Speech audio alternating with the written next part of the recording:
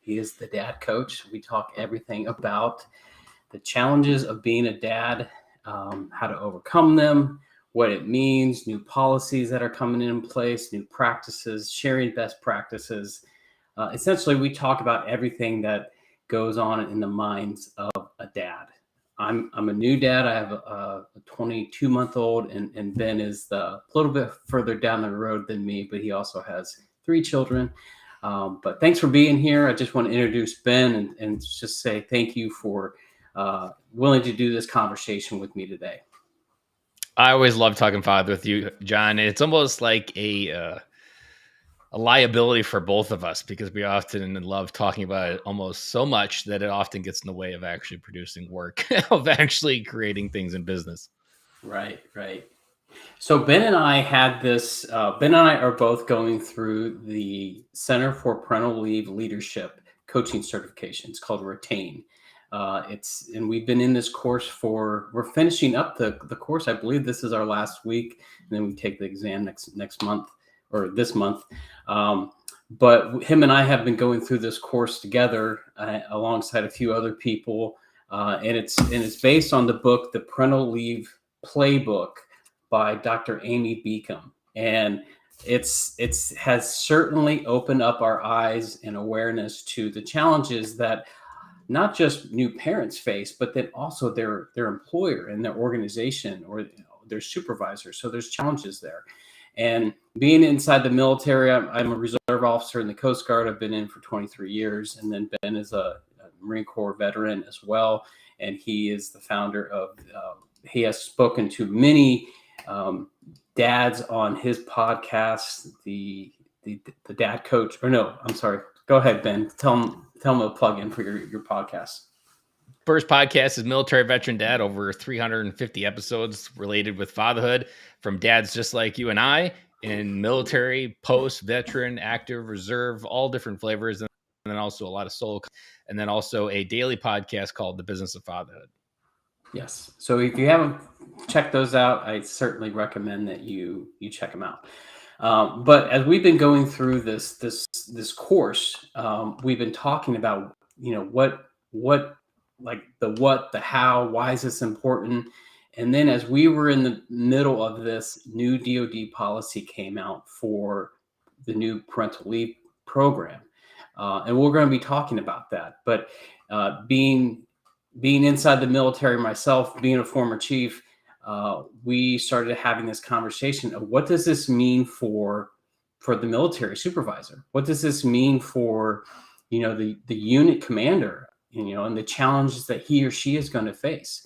And so that's what we're going to be talking about today is what does this new policy really mean? And what does success really look like? And so we're going to be talking about that today. So, Ben, what do you, if you wouldn't mind, would you mind sharing the link in the chat so everyone is aware of it? But what this new policy is, it came out January 5th, effectively the 1st. But what it means is now mom and dad get 12 weeks of parental leave on top of their convalescent leave that they take. And so before this policy was enacted, dads got 3 weeks, and that was it. And then moms got they got their convalescent leave, which I believe was 42 days, and then that was it. And so we're not really going to be talking about. We just wanted to share like what this means and what the policies are and the challenges that obviously a lot of organizational leaders are facing, but we wanted to bring this conversation to you all who may be in that position, or you're a chief, or you're an E-7 and above, or you're a lieutenant and you're trying to figure out, hey, how do I navigate this? And how am I going to allow somebody to leave for 12 weeks on top of their convalescent leave so they could be gone for as long as 18 weeks? What does that mean? And how do what should you be expecting that? And so we want to talk about that today. And so, Ben, I wanted to ask you, it's like, if we could kick the tire around this topic of what does success look like for this new policy? What do you think about that? When I think about what success looks like for this policy, I think of some Navy SEAL terminology that I learned a couple of years back of the desired end state. Where do we need to be at the end to consider this mission a success? Now, many Right. DoD policies are passed down and they often have a black and white flavor to them and they just need to be implemented. This was one that, yes, still does need to be implemented, but it has more of a human side that's often not shown in many of the policies that DoD has to put out or is enforcing. And this one is touching families outside of even the military unit where most military commanders have the most influence. This policy is in the family area, which often can feel like an area for most are hands off. Is one is it's home life. We don't get involved in home life, so we stay here. But at the Right. same time, like that also doesn't implement this policy. And you have to find a place in the gray area. And when I think about what's missing for military dads, and whether it be active reservists or even in the veteran world, the one thing that most of them miss is permission to be dad. We Right. often have to hold on to this title of being in the military, that we have to do this burden of service that we've signed up for, and that these things that we want, which is a family and to be connected with our kids, like that's not something we get to have. No. And John and I were talking prior to this, preparing for it. And one thing that we really wanted to highlight is while this may seem like a Pandora's box for anyone E-7 and above of how to implement, how to manage resources, how to manage people on boats. I mean, when we started conceptualizing what it would be like for a whole bunch of dads on a boat to be potentially on parental leave and how do you manage that? It was like, wow, this can be a really overwhelming policy. Sure. But again, the desired end state is connected to this experience of welcoming in either your firstborn or every time you have another kid. And Right. connection doesn't have to be in a 12-week sequence. That was the kind of the big hierarchy thing that we kind of came up with was this isn't something that, like for a mom, would be 12 weeks of let's keep this baby alive while it can't go to daycare because it's too young. This is something that gives a different leverage of 12 weeks doesn't have to be sequential, that you can Right. actually foster and design different framework to set up connection, to have that be the end state and to have a dad be connected to this experience and not have it one where it's this 12-week burden of that the service has or the unit has to figure out how to replace you for 12 weeks. There's Right. a conversation that can be had to fill that gap. Absolutely, Ben. And I like what you said there is that what this policy does is that it's designed to really hardwire that connection into every kid's life, and really start to cement it, like you said earlier.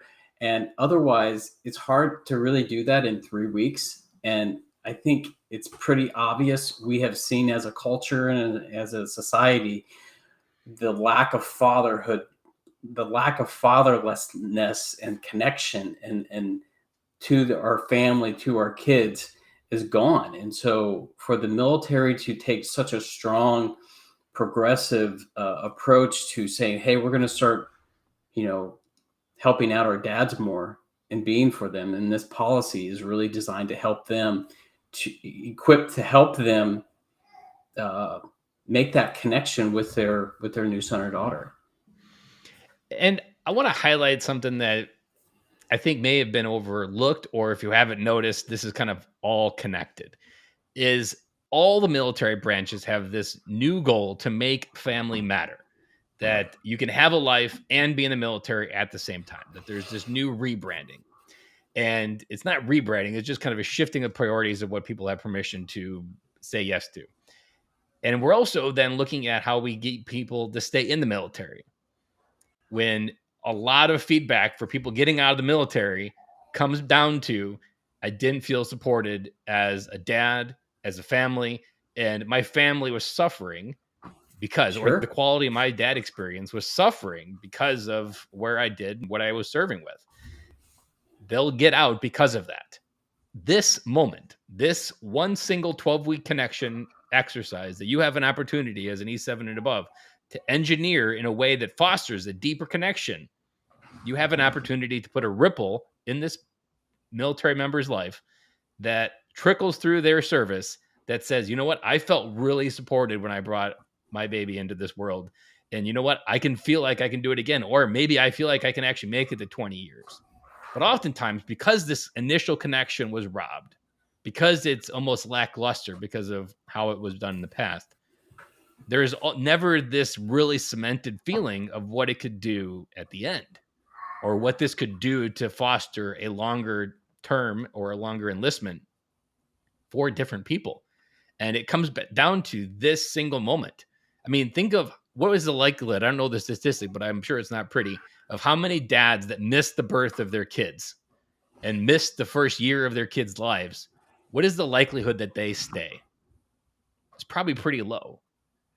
What DoD has done here is they've given a framework, they've given a process to facilitate a massive connection to the most important moment in a dad's life, and the idea of becoming a dad, or when you welcome more kids to your family.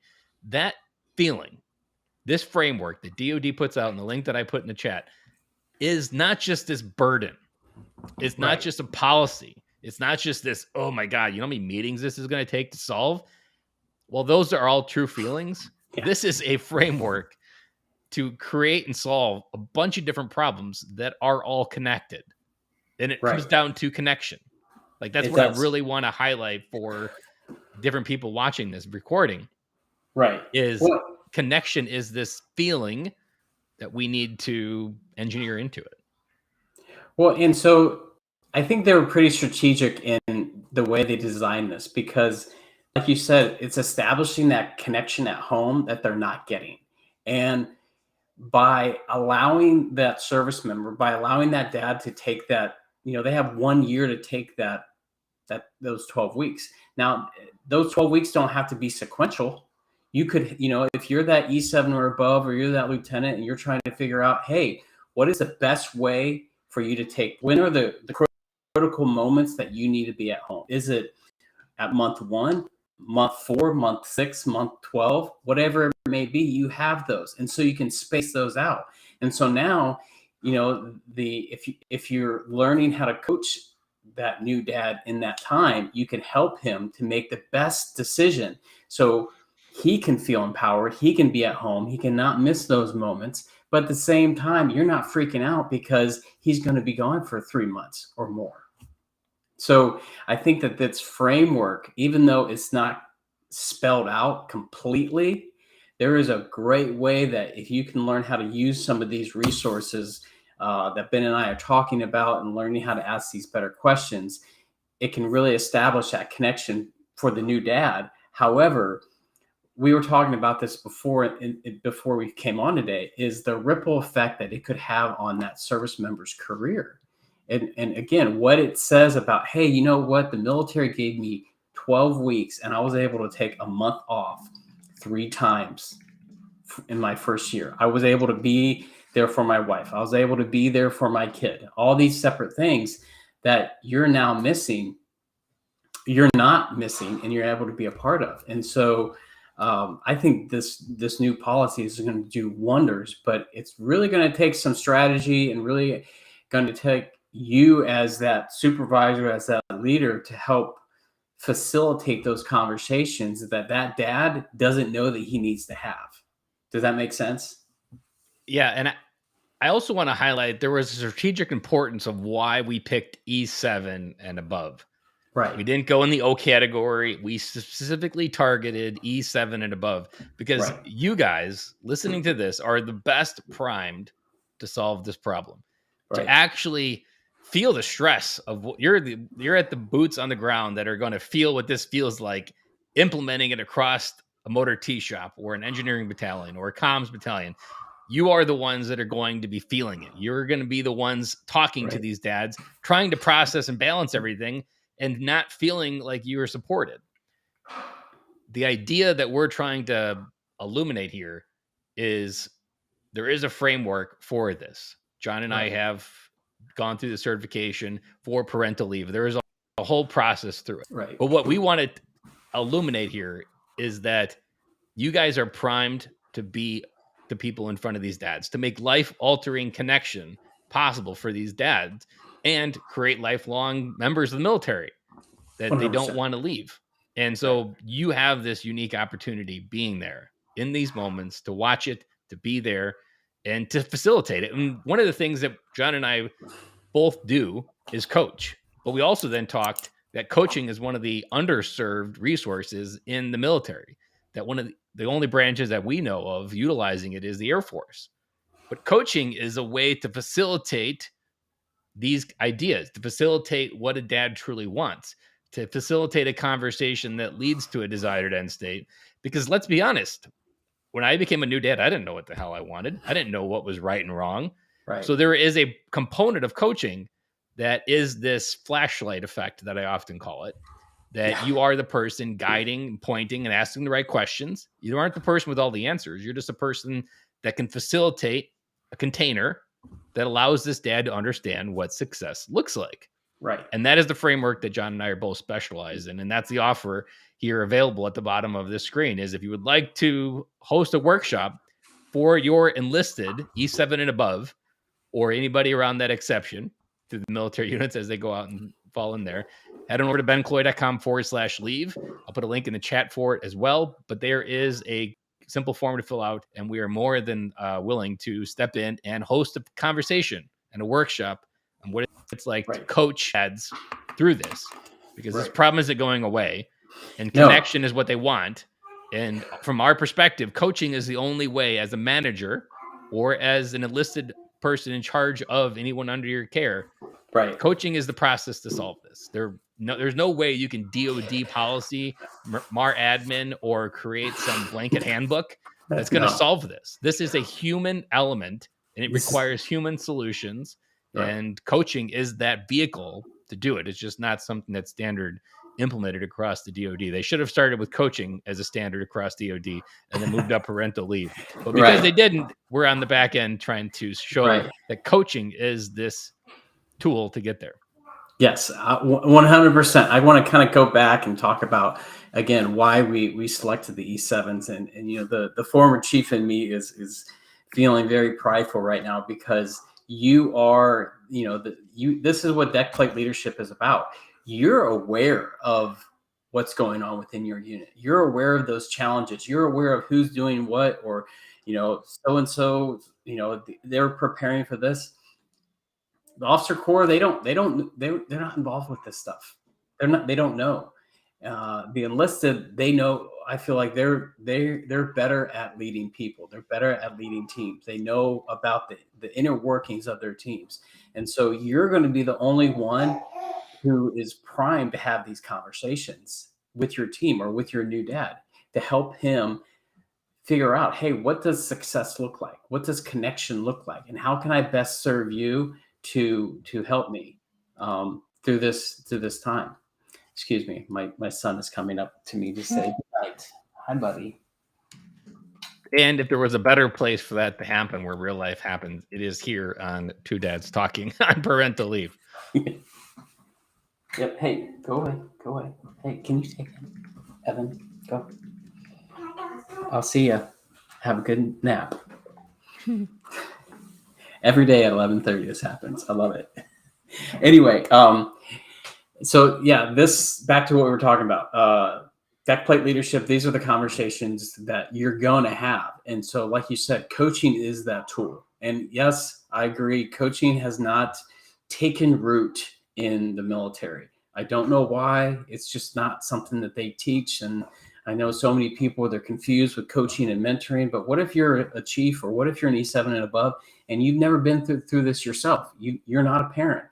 You're not going to be able to be a mentor and help that person through this season because your definition of success is completely different than his definition of success. So, you know, that's where these coaching conversations and tools will help you facilitate those conversations that dad needs to have.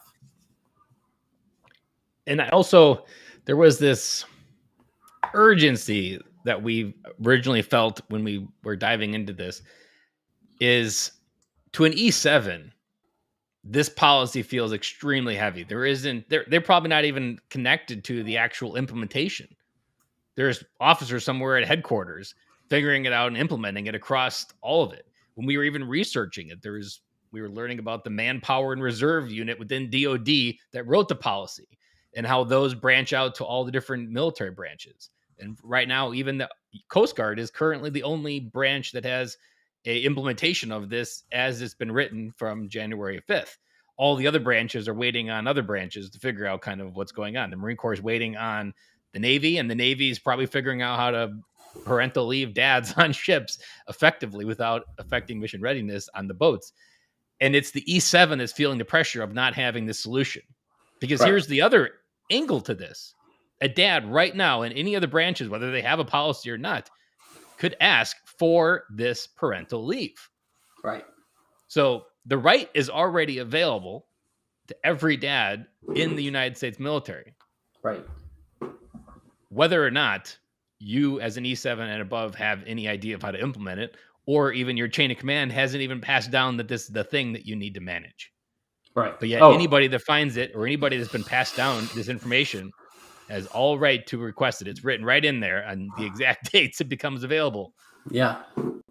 Whether you're ready for it or not. And so the urgency here has never been higher for why E-7 and above was our tar rank, because this is where the rubber hits the road. This is where you're going to get the juice out of the squeeze.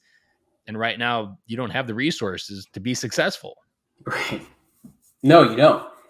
And so I think as E-7 and above, you have to learn how to ask these questions, because I've already reached out to a number of my colleagues and the people who are active duty, E-7 and above right now. And I asked them for some feedback. I'm like, hey, what is your biggest concern right now? And all of them said, our biggest concern right now is how we're going to fill that gap while they're gone. That's the pain point that they are already feeling, and they're not even doing it yet. And so the focus is on that gap time frame. But then what about, obviously, I think they're thinking, oh, they're going to be gone for 3 months. What am I going to do? Well, they're not thinking about, hey, you can space this out. There are different ways that you can offset that. But using some of these questions and this framework that you and I have been learning through CPLL and showing, hey, it doesn't have to be this painful, but here are some tools that's going to help you and help your team and help that new dad through that challenging season. And so, again, Ben and I would love to be able to come in, and we want to share this with more military leaders, because we know that you are going to feel this, and this isn't going away. But I feel like if you're proactive, you're going to help yourself, help your unit, and help your command so much further, because you're already instituting these questions, this framework that's ultimately it's going to help you, but then it's also going to help that dad that you and your organization is trying to retain. I mean, there's no pun intended it's the coaching program's called Retain for a purpose. But that's the challenge, because what we've learned through this program is if a mom or a dad doesn't feel like they're supported as they're going through this transition, becoming working parents and having a family, if they don't feel supported, they leave. And so, one, what is that costing your organization? A lot. How, the ripple effect. What's the ripple effect by not creating that support that you can provide for them? It's already there. You just need to make a few little changes, ask better questions, and then institute some of those changes, because it's going to be different again for everybody. But who's really going to feel this is you, and this framework is designed, like, I geek out about it, because it's like, wow, when I first became a chief, I'll never forget it, but I had 3 pregnant women in my first year. And I was just like, wow, how do I do this? How do I help them? And I had to learn how. We made it work. But having a program like this, oh my gosh, it certainly would have made my life so much better. Probably would have worked a lot less hours too, during that season. So it's really great. Ben, anything else you want to add? I wanted to share an analogy that I already shared with you a little bit ago, offline, about what the Marine Corps does and how we train. And it's this idea that the Marine Corps literally goes all around the world to train against our weaknesses, that we go to our allies and we train at the edge of our skill sets. So that way we can move beyond what was our weakness and move it from a liability to an asset. and we are comfortable going into places where we don't always know the solution. The irony that I've now realized on the outside of the military, looking backwards on this idea of military veteran dad, is that that's the one skill set that actually could change everything within this category, is go to the edge of uncomfortableness. Is it uneasy talking to a dad about emotions and feelings? Absolutely. Does it allow you to move your liabilities to your assets to make you a better, stronger, more emotionally intelligent leader? Absolutely. But yet this idea of vulnerability, this idea of going into areas that are unknown, the military literally does all around the world every single day. And we do it so that way we can sharpen our effectiveness. The same thing is what can work here. And so if you trust your gut when you go into the training exercises that you're going to be more effective, trust your gut here, because it's not an accident that you're trained how to train. The same thing can happen here, and it's the same exercise. It's just a place with feelings versus rifles and cannons. I had to think about that for a second, but you're absolutely right. But the thing is, we haven't been trained to think this way, especially with these new changes and policies and what the military, what the DoD is trying to implement. Obviously, they're trying to increase retention. They're trying to increase the problem of the family unit being, completely sunken by the last 15 years, 20 years, because they've seen the lack of support for dads, what that has constituted in, divorce rates and the military and the structure. Because, we said something, you made me think about something the last time we had this discussion of, what is a man in crisis costing you in your organization? Well, when does that crisis start? And oftentimes, if they don't have that connection, or if we're not empowering them to build that connection in that first year of being a dad, what does that result in? Or, year 1, year 2, year 3. That's just at their family life and their role as dad. But then also, what does it result in their career? How does it make them feel that, hey, they weren't supported by their unit commanders or their chiefs or by the military that they've so proudly served for 15, 20 years? What does it do to them? It probably makes them pretty salty and pretty grumpy. They probably aren't going to stick around. So by doing this, it kind of changes that dynamic and saying, hey, families are important. We want to empower you. We want to help you think bigger and better and help you, have a family. So if or when you do have a family, you're not going to be, punished or not given the ability to be a dad or the permission to be a dad. And so all of this matters right now, but we feel that a lot of this, it's just going to need opportunities for growth, opportunities to learn how to ask these questions and just listen, and then help them to develop those plans moving forward. So as they prepare to take their leave, while they're on leave, and then when they return to work, they have this framework that's already established, and that's kind of like the cream of the crop with this program that we've been learning through the Center for Parental Leave. And so that's what we want to share with you. And so again, if you're a chief and you want to bring this to your mess, or you want to bring this to your unit and learn how to have this conversation, that's something that we are offering today. We're just looking for those people, those units who are interested in learning how to do this. And so, Ben, back to you. One quote that we didn't mention, but I want to highlight, because if anybody's missing why is this important, this stat comes from the Center for Parental Leave and a study that was done, and to highlight that 77% of fathers want to spend more time with their children on an average workday. This is what men and dads are craving, but the military has never created a space for that feeling to exist. This policy, pushed down from DoD, is step one of allowing a dad to step into the best title ever wear, a dad. And I appreciate your conversation here today, John, as well. Yeah. So if you're interested, Ben's going to put the form in the chat. And if this is something that you want to learn more about, feel free to hit us both up or comment or send us an email or fill this form out, and we'll be in touch with you. Because again, it's just going to get bigger and bigger. We're really wanting to bring this to your unit and help you to help that new dad. So thanks for listening. And if you have any questions, comments, want to know more, feel free to reach out. But thanks, Ben, for being here today. Thank you, John. All right. Take care, everyone.